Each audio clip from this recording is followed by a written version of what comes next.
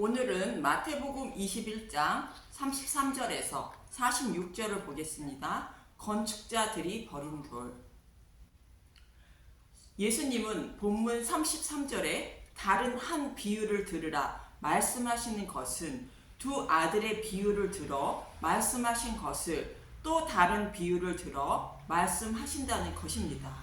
두 아들의 비유는 예수님이 전하시는 예수님의 죽으심과 부활인 복음의 말씀을 듣고 믿음의 열매를 맺는 것이 포도원 주인의 뜻인데, 곧 하나님의 뜻인데, 큰 아들인 대제사장들과 장로들은 복음을 배척하고 스스로 아름다운 열매를 맺어 하나님께 드리려고 율법에 행위만 하고 있었다는 것으로 포도원에 간다고 하더니 가지 않았다는 말씀이며, 예수님을 따르며 복음의 말씀을 듣고 있는 작은 아들인 세리와 창녀들이 먼저 하나님 나라에 들어간다고 두 아들의 비유를 통하여 말씀하셨습니다.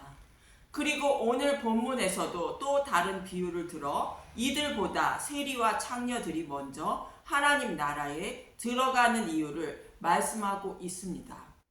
본문 33절에서 36절을 보겠습니다. 마태복음 21장 33절, 포도원 농부의 비유. 다른 한 비유를 들으라. 한 집 주인이 포도원을 만들어 산 울타리로 두드리고 거기에 즙 짜는 틀을 만들고 망대를 짓고 농부에게 새로 주고 타국에 갔더니 열매 거둘 때가 가까우매 그 열매를 받으려고 자기 종들을 농부에게 보내니 농부들이 종들을 잡아 하나는 심히 때리고 하나는 죽이고 하나는 돌로 쳤거늘 다시 다른 종들을 처음보다 많이 보내니 그들에게도 그렇게 하였느니라. 두 아들의 비유에서는 아버지가 경영하시는 포도원의 이야기인데, 본문에서는 그 포도원을 유대인의 지도자들에게 세를 주고 하나님 백성을 양육하라 했다는 것입니다. 이사야 5장 7절을 보면 포도원은 이스라엘 족속이라 말합니다. 이사야 5장 7절, 무릇 만군의 여호와의 포도원은 이스라엘 족속이요 그가 기뻐하시는 나무는 유다 사람이라. 그들에게 정의를 바라셨더니 도리어 포악이요 그들에게 공의를 바라셨더니 도리어 부르짖음이었도다. 하나님 백성이 포도원이며 포도원을 임대받은 농부는 믿음의 열매를 잘 맺을 수 있도록 가르쳐 주어야 하는데 오히려 하나님을 대적했다는 것입니다. 이들이 어떻게 하나님을 대적했는지 이어지는 8절부터 몇 가지만 간단히 보겠습니다. 이사야 5장 8절, 사람이 저지르는 악한 일 가옥에 가옥을 이으며 전토에 전토를 더하여 빈틈이 없도록 하고 이 땅 가운데에서 홀로 거주하려 하는 자들은 화 있을진저. 백성을 진리로 인도해야 할 지도자들이 부동산 투기꾼들처럼 집과 땅을 늘리는데 집과 땅이 없을 때까지 늘려간다는 것으로 집과 땅을 모두 사서 이 땅에서 홀로 살려고 한다는 것입니다. 탐욕의 눈이 멀어 있다는 것입니다. 이사야 5장 11절, 아침에 일찍이 일어나 독주를 마시며 밤이 깊도록 포도주에 취하는 자들은 화 있을진저. 이사야 5장 12절, 그들이 연회에는 수금과 비파와 소고와 피리와 포도주를 갖추었어도 여호와께서 행하시는 일에 관심을 두지 아니하며 그의 손으로 하신 일을 보지 아니하는도다. 하나님은 자신의 백성을 구원하시려고 쉬지 않고 일을 하시는데 하나님 일에는 아무도 관심을 두지 않고 농부들은 쾌락에 빠져 있다는 것입니다. 이사야 5장 21절, 스스로 지혜롭다 하며 스스로 명철하다 하는 자들은 화 있을진저. 복음을 알지 못하면서 하나님의 뜻을 다 아는 척하는 교만을 말합니다. 이사야 5장 22절, 포도주를 마시기에 용감하며 독주를 잘 빚는 자들은 화 있을진저. 폭탄주를 즐겨 마시는 자를 비유하는 것으로 영적으로 무지하여 횡설수설하는 자를 말합니다. 이사야 5장 23절, 그들은 뇌물로 말미암아 악인을 의롭다 하고 의인에게서 그 공의를 빼앗는도다. 돈에 눈이 멀었다는 것으로 물질만 많이 바치면 의로운 사람이라 칭해준다는 것입니다. 이 말씀처럼 대제사장들과 장로들은 복음을 알지 못하며 겉으로는 거룩한 척하나 백성을 지옥으로 끌고 가고 있었다는 것으로 자신의 배와 욕구만 세우고 있다는 것입니다. 미가서 3장은 더 사실적으로 표현하고 있는데 1절에서 3절을 봅니다. 미가서 3장 1절 미가가 이스라엘 통치자들을 고발하다 내가 또 이르노니 야곱의 우두머리들과 이스라엘 족속의 통치자들아 들으라 정의를 아는 것이 너희의 본분이 아니냐. 정의를 아는 것은 우리의 모든 죄를 대속하여 주신 십자가 은혜와 사랑을 아는 것을 말합니다. 그 복음을 아는 것을 말합니다. 미가서 3장 2절 너희가 선을 미워하고 악을 기뻐하며 내 백성의 가죽을 벗기고 그 뼈에서 살을 뜯어. 미가서 3장 3절 그들의 살을 먹으며 그 가죽을 벗기며 그 뼈를 꺾어 다지기를 냄비와 솥 가운데 담을 고기처럼 하는도다. 지도자들의 부패를 말하는 것으로 율법으로 백성들을 죽기까지 괴롭히고 있다는 뜻으로 백성을 죽여 그들의 살을 요리하여 자신들의 배만 불리고 있는 모습을 말하고 있습니다. 이처럼 율법을 통하여 자신들의 죄를 사하여 주시기 위하여 오실 메시아를 소망하며 살게 하는 것이 포도원 지기가 해야 할 임무인데 오히려 열매는 맺지 못하게 하고 임대 맡은 포도원을 통하여 자신의 배만 불리고 백성들을 괴롭히고 있었다는 것입니다. 그래서 하나님은 수많은 선지자들을 보내어 포도원 임대인에게 복음으로 돌아오라고 전했지만 그들을 때리고 죽였다는 것이며 하나님은 결국 자신의 아들까지 보냈지만 그를 포도원 밖에서 죽였다는 것입니다. 본문 37절에서 39절을 보면 마태복음 21장 37절 후에 자기 아들을 보내며 이르되 그들이 내 아들을 존대하리라 하였더니 마태복음 21장 38절 농부들이 그 아들을 보고 서로 말하되 이는 상속자니 자 죽이고 그의 유산을 차지하자 하고 마태복음 21장 39절 이에 잡아 포도원 밖에 내쫓아 죽였느니라. 포도원 주인의 아들은 하나님이 보내신 예수님을 말하는데 예수님을 포도원 밖에 내쫓아 죽였다는 말씀은 레위기 4장 8절에서 12절의 말씀입니다. 레위기 4장 8절 또 그 속죄 제물이 된 숫송아지의 모든 기름을 떼어낼지니 곧 내장에 덮인 기름과 내장에 붙은 모든 기름과 레위기 4장 9절 두 콩팥과 그 위에 기름 곧 허리 쪽에 있는 것과 간에 덮인 꺼풀을 콩팥과 함께 떼어내되 레위기 4장 10절 화목제 제물의 소액에서 떼어냄 같이 할 것이요 제사장은 그것을 번제단 위에서 불사를 것이며 속죄제를 드리는 제사로 모든 기름을 떼어 번제단에서 불살라 드리라는 것으로 예수님이 우리의 모든 죄를 예수님이 대속해 주시는 것을 모형하는 것이며 화목제를 드리는 모습과 동일한 장면인 것입니다. 그리고 그 외에 나머지 몸과 가죽 등 전체는 어떻게 하라는 것인가? 레위기 4장 11절 그 숫송아지의 가죽과 그 모든 고기와 그것의 머리와 정강이와 내장과 레위기 4장 12절 똥 곧 그 송아지의 전체를 전령 바깥 죄 버리는 곳인 정결한 곳으로 가져다가 불로 나무 위에서 사르되 그 죄 버리는 곳에서 불사를 지니라. 그 외의 모든 것을 진영 바깥 죄 버리는 곳에서 불사르라는 것으로 예수님이 진영 바깥 골고다 언덕의 십자가에 죽으실 것을 예언하고 있는 말씀인 것입니다. 이 말씀처럼 우리의 죄를 대속하기 위하여 예수님은 포도원 밖에서 죽임을 당하실 것을 말씀하고 있었고 그 말씀대로 포도원 밖에서 아들을 죽였다는 것입니다. 참고로 화목제물로 드린 고기는 먹어도 되지만 속죄 제물로 드린 고기는 먹지 말라는데 레위기 7장 15절 감사함으로 드리는 화목제물의 고기는 드리는 그날에 먹을 것이요 조금이라도 이튿날 아침까지 두지 말 것이니라. 레위기 6장 30절 그러나 피를 가지고 회막에 들어가 성소에서 속죄하게 한 속죄 제물의 고기는 먹지 못할지니 불사를 지니라. 화목 제물로 드린 고기를 먹어야 하나님과 화목하게 되므로 나누어 먹으라는 것으로 예수님의 살과 피인 복음을 말씀을 먹고 알아야 하나님과 화목하게 되어 구원을 받게 된다는 의미이며, 속죄 제물로 드린 고기는 먹지 말라는 것은 진영 밖에서 죽으시는 예수님의 모습을 모형하는 것이므로 먹지 말라는 뜻으로 먹으면 십자가를 부인하는 것이 되므로 먹지 말라는 뜻입니다. 그런데 포도원 임대인들은 속죄 제물 대신 예수님을 솥과 냄비에 담아 요리해 먹은 것입니다. 이어지는 본문 40절에서 41절을 보면 마태복음 21장 40절, 그러면 포도원 주인이 올 때에 그 농부들을 어떻게 하겠느냐. 마태복음 21장 41절, 그들이 말하되 그 악한 자들을 진멸하고 포도원은 제때의 열매를 바칠 만한 다른 농부들에게 새로 줄지니라.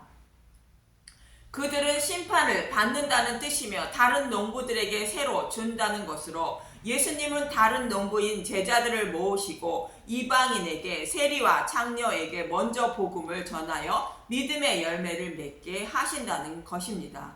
이 말씀을 이사야 27장 1절에서 6절에 이렇게 말씀하고 있습니다.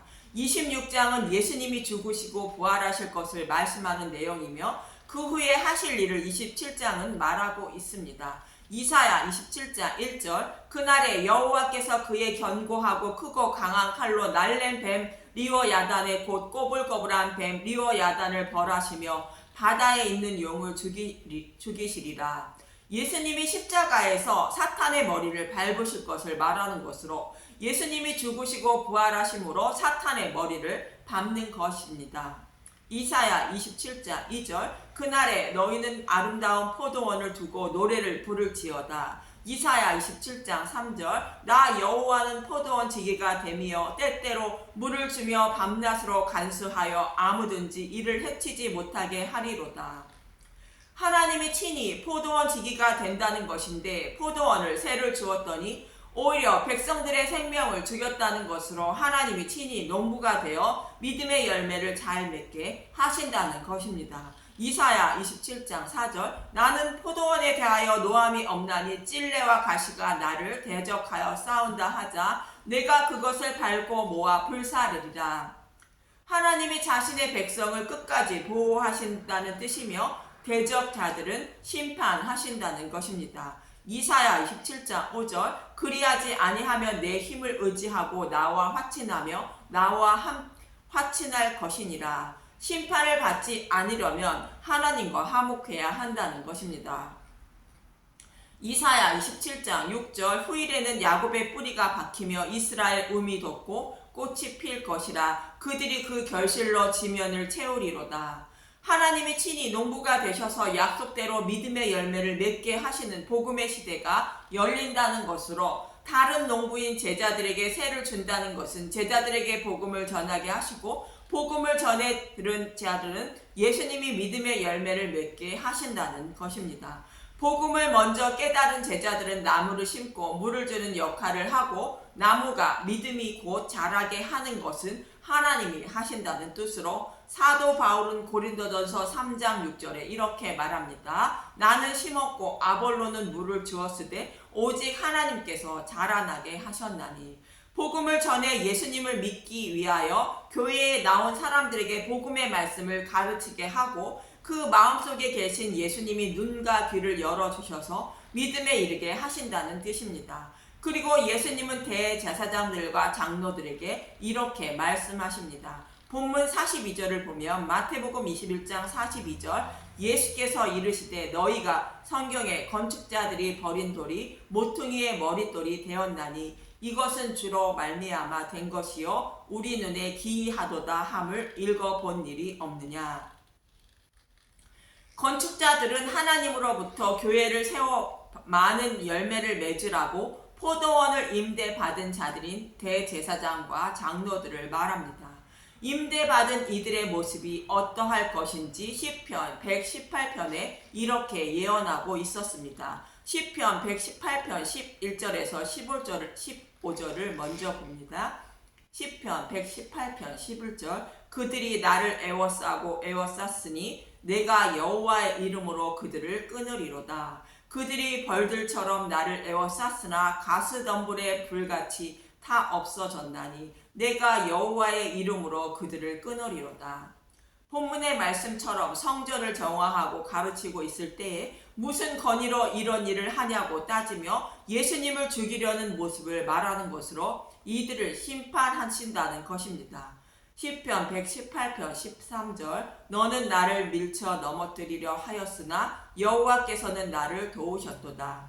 그들이 예수님을 밀쳐 넘어뜨리려 했다는 것은 십자가에 못 박았다는 뜻이며 여호와께서는 나를 도우셨다는 것은 죽으신 예수님을 부활케 하셨다는 뜻입니다.